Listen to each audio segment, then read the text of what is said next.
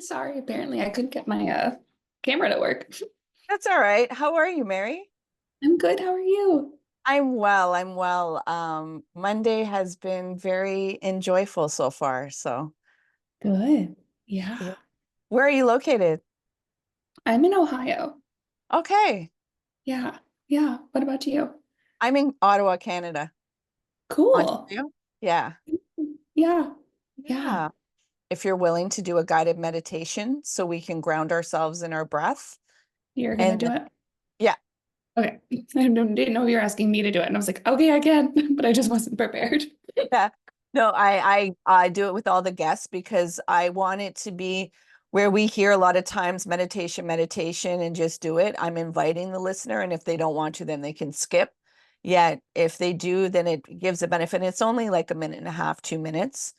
So I'm really implementing that mindful moment because we talk about a lot of things, but we don't model and implement it. And we see how difficult it can be to, just do these things, but we understand the benefit of it. So I just want to really model what I speak, and show that lived experience. Is there a specific topic that you would like to play in? I am definitely open to intuition. My kind of whole thing is that therapists actually don't help people talk about their emotions. Um, and that's where I come in and I really help people understand that emotions are information. And so, like, we can weave in there. I mean, I work with women and couples, we can weave in that, but I am here for you just to be guided. Yeah. Um, I was just like, I was almost going to be late to this podcast because I was helping somebody to understand what feeling your emotions was and validating it and not, uh, reasoning with them, just really feel them and let them be processed out. And then they were like, wait a minute, like, are you trying to tell me that possibly because I never had this before, I don't feel safe in my body? I'm like, bingo, that's exactly what it is. And we have to go through the arguing, look at other people, go this, and then come into the vulnerability and just feel the emotion, not rationalize, not tell it this or that, just feel it. And some of it is very stinky and uncomfortable and gross. Yet once you keep doing it, then it doesn't signal up. And then there's a more, you can be in your intuition, you can trust vulnerability. I was, like I said, I was almost late for this podcast. So this is going to be delightful. And that's why I do the podcast the way I do, because then everything is served and we can really get the message out for the people. So it's like, yeah, so this is going to be fun, Mary. Yeah, I'm excited. Okay. Welcome to the Lift Oneself podcast, where we break mental health stigmas through conversations. I'm your host, Nat, and we dive into topics about trauma and how it impacts the nervous system. Yet we don't just leave you there. We share insights and tools of self-care, meditation, and growth that help you be curious about your own biology. Your presence matters. Please like and subscribe to our podcast. Help our community grow. Let's get into this. Oh, and please remember to be kind to yourself. Welcome to the Lift Oneself podcast, Mary. I am so delighted and excited to get into this conversation with you. Thanks for having me. Will you join me in a meditation so we can ground ourselves in our breath? Totally. And for the listeners, as you always hear me say, please do not close your eyes if you are doing any kind of activities that require your visual. And also, if you're driving, some of the prompts might get you into a real relaxive state. So just be aware of that, because I always want to make sure that you're safe. Therefore, you can still do the prompts with whatever activity. Just check in to see if you're getting too relaxed and you need to be a little bit more alert with things. So, Mary, I'll ask you to get comfortable in your seating, and you're going to gently close your eyes, and you're going to begin breathing in and out through your nose. And you're going to bring your awareness to watching your breath go in and out through your nose. You're not going to try and control your breath.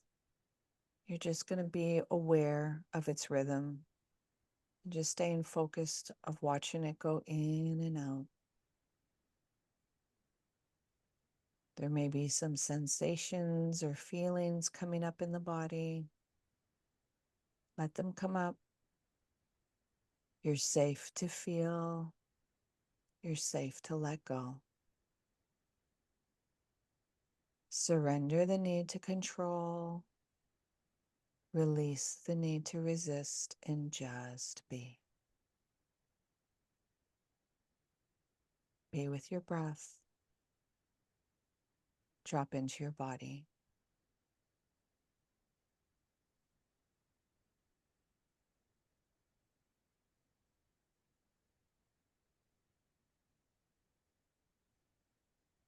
Keep your awareness on your breath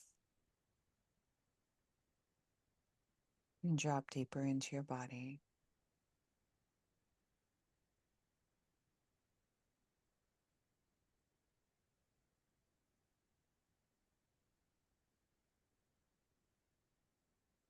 Now, while staying with your breath, Mary, I'm going to ask you in your mind to create an intention you want to bring forth in this conversation for the listeners, for ourselves. And when you've created that intention, I'm going to ask you to release it in your mind, allowing it to drop down into your nervous system, down your neck, through your throat, down into your chest, filling your heart, filling your lungs, going down into your abdomen, into your stomach, into your life force. Still staying with your breath.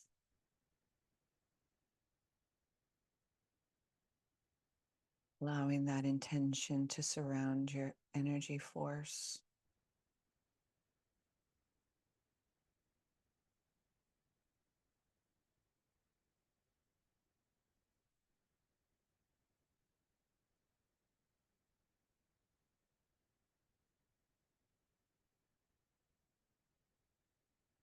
And you staying with your breath. And at your own time and at your own pace, you're going to gently open your eyes while still staying with your breath. How's your heart doing? Good. It's calm and it's happy. Can you let the listeners know who Mary is? Yeah. So I'm Mary. I'm a licensed therapist and soul mentor. I call myself a psychological consultant because I also work as a coach in the so I have my license and I work in the coaching world as well. And I'm going to say that I'm a vibrant mother of two rambunctious toddlers, and I have my own business, and then we homestead on the side. And so I am just a conglomerate of things in the world. Happy Mother's Day. Thank you. How did you celebrate it? In the garden in the morning.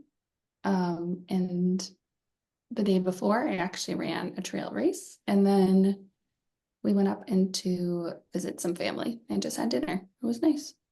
Beautiful. Can we dive into emotions and what that looks like in therapy and actually what it looks like in your coaching?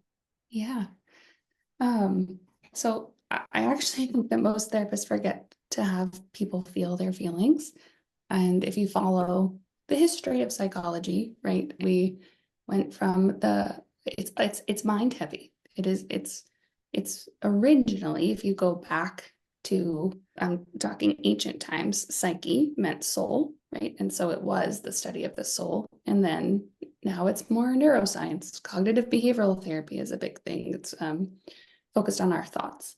And I've noticed over time that people forget to feel feelings. And then we have a generation of, let's say, millennials, Gen Zers, who were not never taught to feel their emotions. And I would even say more than that, right? Like the baby boomers didn't feel their emotions. Let's be fair.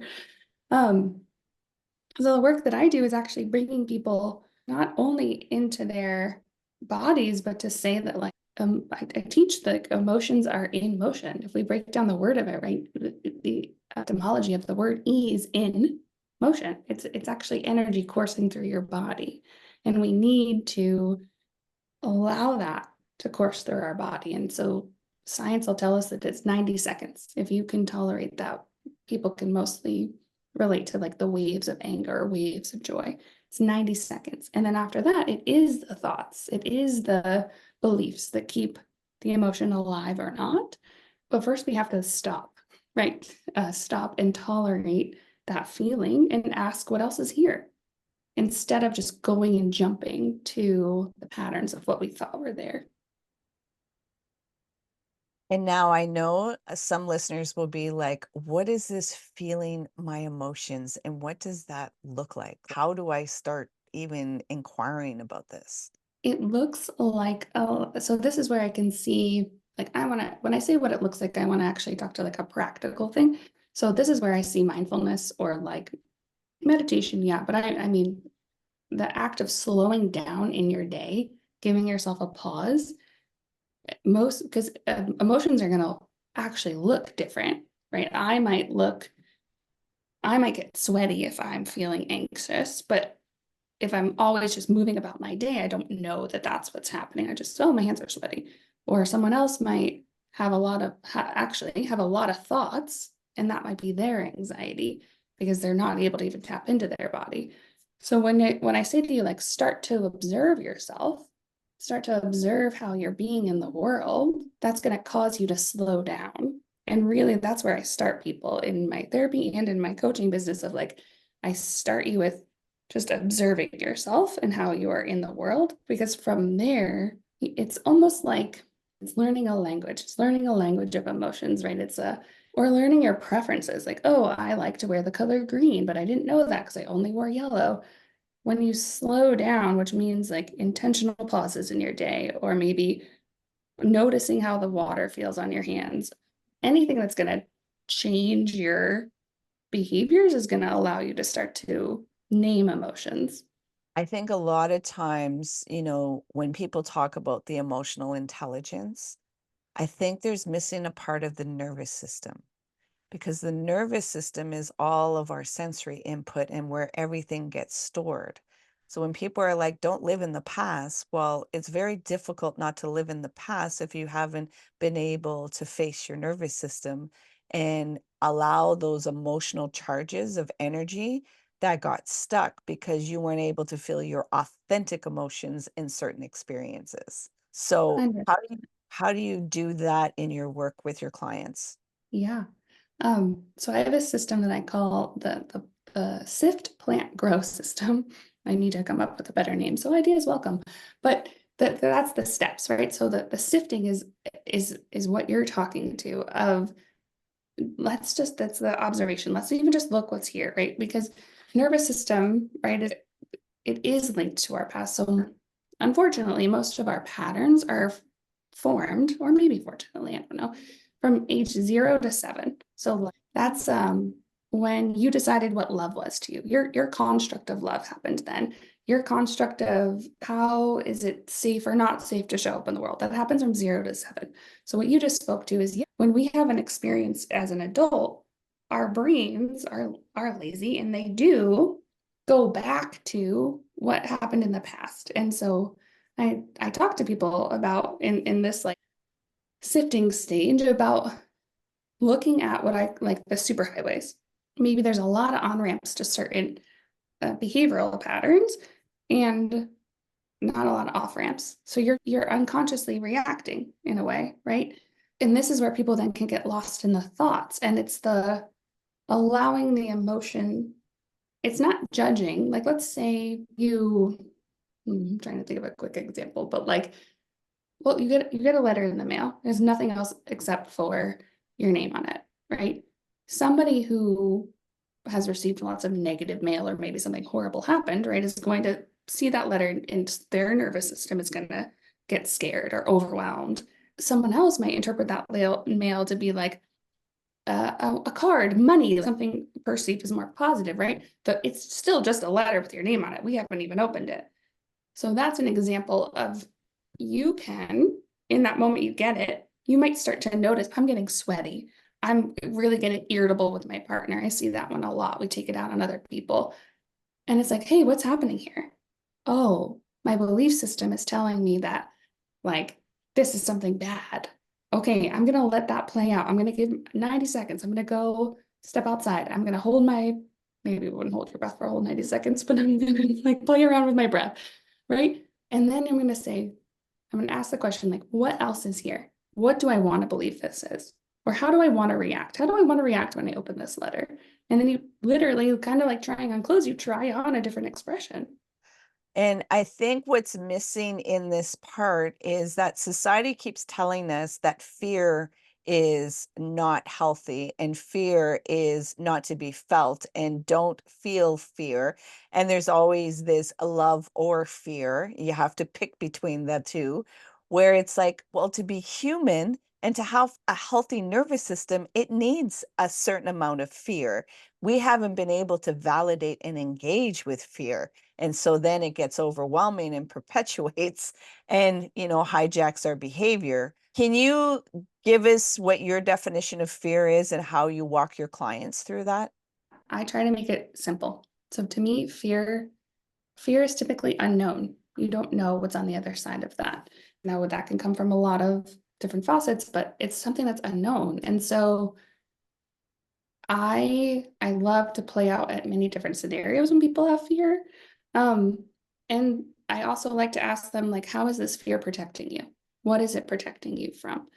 In the sense of, I come from the school of thought that our bodies actually don't do anything that's not helping our bodies progress, even if it's something that we perceive as, I was going to say twisted, but maybe that's too far, but like it could be an unhealthy behavior, but you're doing it because it's serving you in some way. We're Exactly. not designed to do things that are quote unquote wasteful. No. And so that fear is trying to protect you. And if we can befriend the fear, then we can change our behavior. That's one of my taglines is befriend fear, befriend anger. So you can actually, accept your human part. Because a lot of people are going into spirituality and you can go into that, yet you are here to experience the human realm and to feel these emotions, feel these sensations, and go through the process of your experience. And some of it stinks, some of it is freaking yucky and it's disgusting. Yet it's always reminding ourselves what is the capacity and really understand what pain is. Because, like you said, we can chastise ourselves because of certain coping mechanisms we have created that have become habits and that can be very detrimental to ourselves. And we're taught to get rid of it rather than question, well, why is it trying to protect you? And face it. It's always about facing, yet a lot of the things that people are telling you to do is escapism and to run away from it and to paint it something different, act like it's not there, where it's like, no, face yourself, because your nervous system is an intelligent system that's always trying to protect you. And some of the mechanisms that you've created younger or in certain situations, they helped you cope at that point, yet now it's to mature out of that. And that takes a lot of work to not fall into those patterns because, like you said at the beginning, our brain is lazy. It just going to follow what has been there. And it takes that work to create that programming for yourself, to interrupt those parts and really slow it down. What are some of the tools that you help your clients with befriending the fear and befriending the anger? Yeah. One of my favorite tools for anger specific, although I wonder if it could work for fear, is having a controlled tantrum. So I actually coach people through having like planned controlled tantrum. And I always tell people you're most likely going to end up crying because that's how our nervous system works. But that's really like that's the way I find that people can most easily accept anger, right? Because anger just gets such a bad rap in the world. Um, but that's another one that serves a biological purpose, Yeah. right? And when I think with all of our emotions, when we shove them down like in like a trash can, like you're trying to put more in it, they're gonna like spring back out bigger. So if you can have a practice release of your anger, whether like it's getting on the ground and kicking and screaming or screaming into your arm, then your body learns that it's safe. And that's what we're doing, right? Even with fear is more for fear. It's because I do think there is this like faucet of fear where you just kind of have to rip the band-aid off and do the thing. But within that intensity, what can you do before and what can you do after to take care of yourself? And so typically I'll take people back to their childhood, since that's when these neural pathways were laid, and say, like, what brought you comfort? Were you a kid who had a blankie? Were you a kid who your mom or dad sang, or your caregiver sang to you? What was the thing that brought you comfort? How do we recreate that in the adult world? With my clients, I help them to transform and transmute the fear. Because a lot of people are like, okay, well, how do I get connected back into my intuition? And it's like, okay, well, recognize intuition is going to ignite fear because it's allowing curiosity, and curiosity goes into the unknown and uncertainty. So now you have to have a different relationship with unknown and uncertainty, and have a different relationship with fear, because they think, oh, well, healing's going to be, I'm not going to fear anything anymore. And it's like, no, if you want intuition always, like, you're like, well, let me take a breath, because I don't know what the outcome will be. Yet that is what living in an authentic and really trusting yourself that you have the capacity for your experiences. And I Yeah, also, go ahead. it's like an anchor. Like when you, the image of just like giving somebody something to anchor into, because you're right, life is going to continuously throw things at you. When we're choosing life, ironically, life is going to throw things at you that are uncomfortable and hard. And I do the same with my clients too, with the temper tantrums. It's like, okay, so I'm going to ask you, and it's going to look really awkward, and your biology is going to say, no, don't do this. I'm going to ask you to go get a pillow and scream in the pillow. They're like, what? I'm not doing this. Like that, my brain is telling me this is childish, and this. I'm like, okay, did your parent ever allow you to do this? Well, no. Well, of course your biology is telling you not to do this because you've never experienced, and it doesn't feel safe. And this is where you do your part to recreate and rewire your nervous system to let out this energy, and not analyze it and not belittle it. Just let it have expression, because a lot of time anger doesn't get its expression. We project it most times, and then we do some hijacking of the behavior, because like anger is a very intense emotion, as well as fear. And to ride that bad boy, whoo, it's like, what am I going to do? So you need to be able to have a healthy place to offload and express it. And I also suggest smash rooms. They're like, break things. I'm like, yeah. Like, if you're going through grief, or if you're like, and we go through different degrees of grief, you need to smash and express it, because it doesn't make sense. And anger is not here to allow you to make sense. It's just the expression of the energy, and let it come out of your system. I love that. We lost my father a few years back, and that was exactly what we did. We took old plates and we went outside and we smashed them with baseball bats.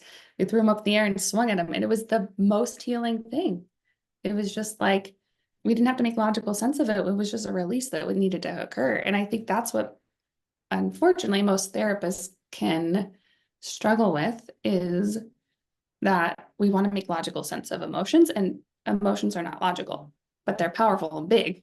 For me, and what I teach my clients that are parents, I'm like, parenting is the highest spiritual practice you could have to learn about yourself. So you just mentioned that you have some toddlers, and I would, if you're willing to, be curious of how has that been in your own personal life? Because as therapists and as coaches, some of them don't reveal the vulnerability of the work that they're doing in their personal life. And I think that's what's missing. In You need to relate with somebody so that they can feel vulnerable, that, oh, you've actually did some of this work, and you can understand what that emotional intelligence, or what's going on inside, or what the work looks like. Are you willing to reveal what you have discovered about yourself in this journey of motherhood? Sure. I actually revealed to myself, so our son was a planned pregnancy, and then 9 months later, my daughter came bombing into the world, into my womb. And she's magical in many ways. And I'm very grateful that she is here, although she rocked my world. And so my kids are 18 months apart. And I have never felt rage the way I felt after she was born. The demands on me, even now, it's better now. That's the work I've done. I've done, like, Anger and I have danced and like come face to face and like cried in ugliness and hugged, and we're friends now. But having two kids with two demanding, like, I had an 18-month-old and I had a newborn, and I'm the mom, and my husband is very supportive, and he does what he can, but at the end of the day, it was like I was what was needed and there wasn't enough of me to go around. And then I was a business owner and a therapist, like, right. So I have clients who need needs. It was taxing. So Hmm. I had to figure out, like, because I can't take well, I wasn't going to take my anger out on my kids. I started to take it out on my husband. That doesn't work. I do not recommend that.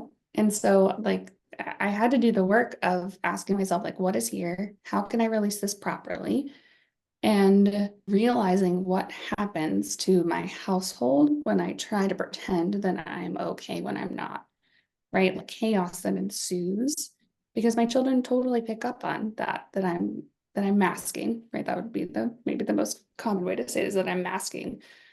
And the disconnect that happens in my marriage when I'm trying to pretend I'm not angry, right?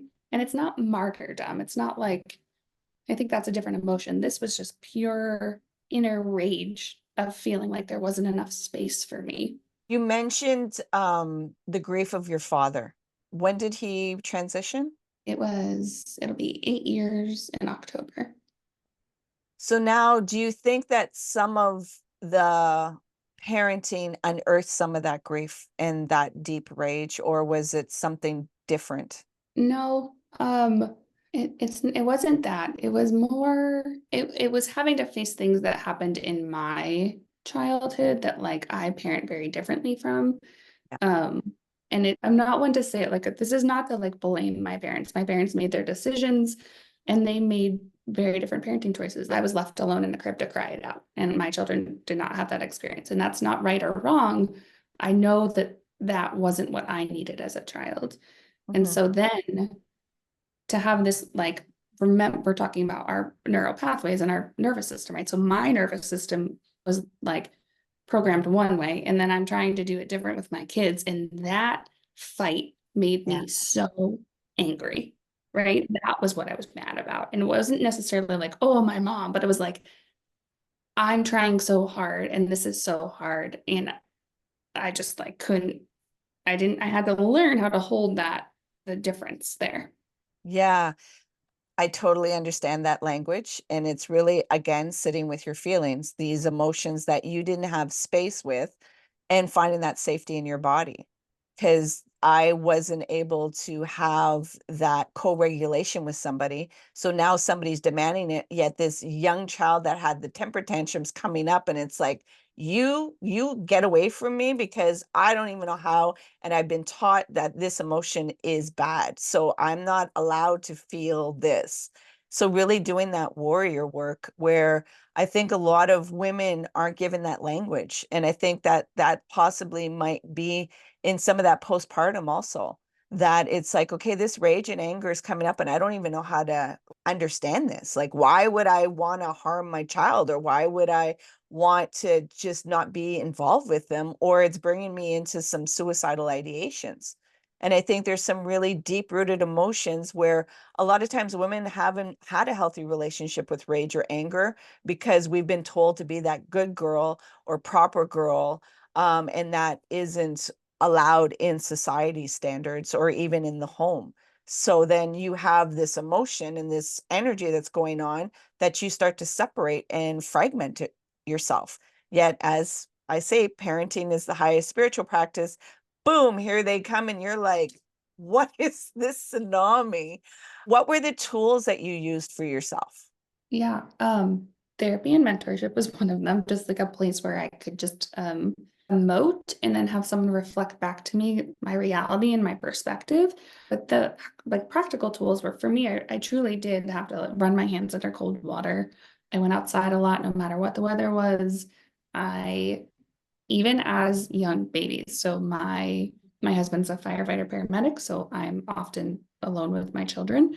So even when they were very young, I would look at them, I would say, like, you are safe, mommy's coming right back. And I would probably step outside for maybe a minute, right? Maybe even 2 minutes. But like I just had to get that physical separation because I didn't want to like explode, right? And so I needed, but I knew I needed to explode and I needed a safer place. It's like it was so animalistic of me. It was like I need to go in my cave and explode, and then I can come back and be a mom.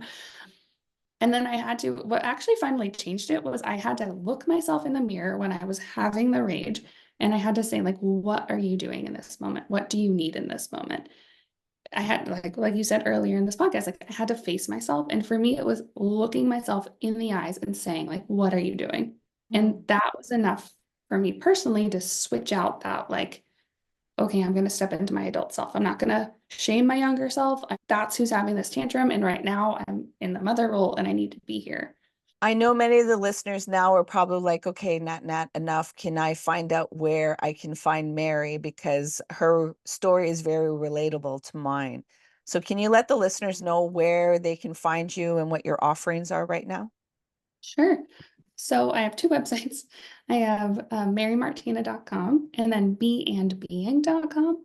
Um, one is my therapy practice for those who live in New Hampshire, and then beandbeing.com is for everyone else. I'm only on one social media, and that's Instagram.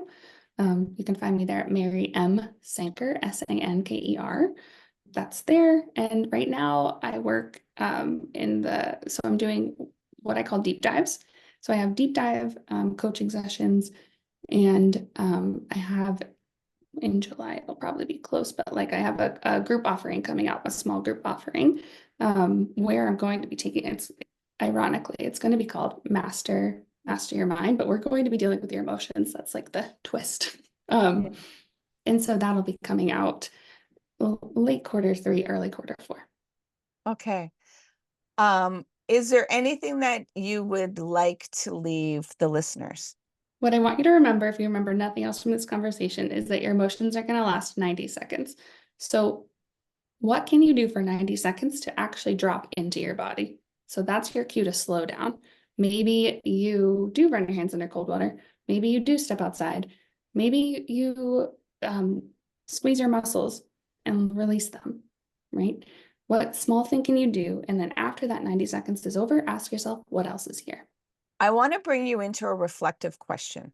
I want to ask you to bring your awareness right now and to go back to your 18-year-old self. And you have 3 words to tell your 18-year-old self to bring you along to the journey to right now. What would those words be? First word that comes to mind is patience, Mary. Grit and go. Patience, grit, and go. Are you willing to share what your intention was for the at the beginning with the meditation? It was light and love, to bring light to people and to love to people. And I think being able to reveal your personal story brought that relatability and really seeing that, okay, this is work that has been done in a personal life. And so I can see that there is transformation and that somebody will help me along the journey of better understanding myself. This has been a very delightful and playful conversation, and I thank you for the work that you're doing and the light that you are offering out to people. It is greatly appreciated in that you've built that bridge of therapy and coaching so that you can blend the two together. So thank you, Mary. Thanks for having me.